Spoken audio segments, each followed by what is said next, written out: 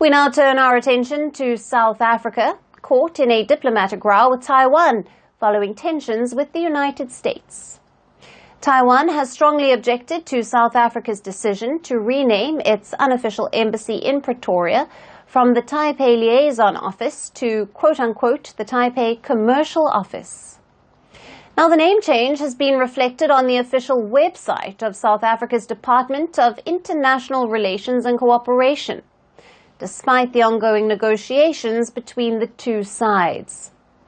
Taiwan has reacted by claiming that its office was reportedly placed under the international organizations represented in South Africa, instead of being recognized as an individual entity.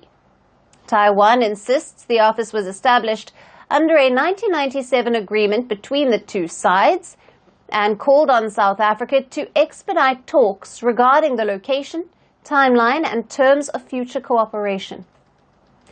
The move comes weeks after the Ramaphosa government gave Taiwan until March to relocate its de facto embassy out of Pretoria. Reports suggest that South Africa cited the One China policy and a UN General Assembly resolution which recognized Taiwan as a province of China as the reason for the name change and the demand to relocate from Pretoria. Now, on Monday, Beijing reiterated its stance on Taiwan, calling on the UN member states to strictly adhere to the One China principle and reject Taiwan's independence claims. Taipei has maintained self-rule since 1949 and insists on its independence from Beijing. But it has formal diplomatic ties with only 12 countries.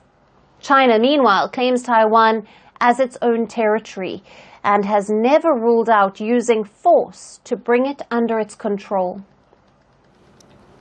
First of all, Taiwan is a part of China. There is no president, and what you mentioned is not a diplomatic issue. What I can tell you is that no matter what the DPP authorities say, it cannot change the fact that Taiwan is a part of China, nor can it change the inevitable event of reunification with the motherland. South Africa officially cut diplomatic ties with Taiwan in 1997, but allowed Taipei to maintain a symbolic presence through a liaison office in the capital. Today, Pretoria maintains formal relations only with Beijing, its largest global trading partner. Last year, South Africa asked Taiwan to relocate its liaison office, reportedly suggesting it be re-established as a trade office in Johannesburg instead.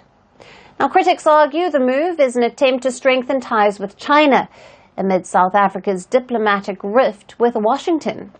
Just last month, Beijing reassured South Africa that China remains, quote-unquote, a trustworthy and reliable partner, as the tensions between Pretoria and the US continue to simmer.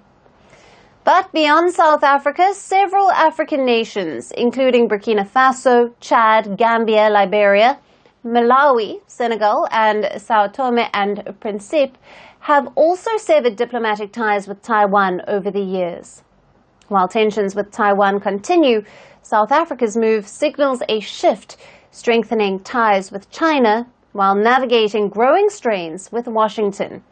As Pretoria redefines its diplomatic path, the question remains, what does this mean for its future on the global stage? Do you think that Ukraine is at its weakest position? This war is not about Ukraine. Do you believe that your president was insulted? Yes or no question.